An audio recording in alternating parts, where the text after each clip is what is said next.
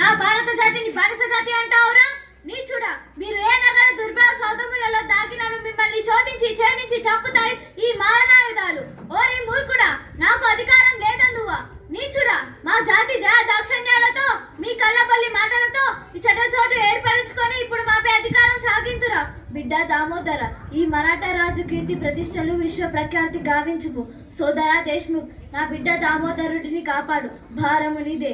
అయ్యో, తల్లి ప్రేమ పెనవేయుచున్నదే. ఏది మరణం? మన గుండె ధైర్యం కన్నా శత్రు భయం మరణం.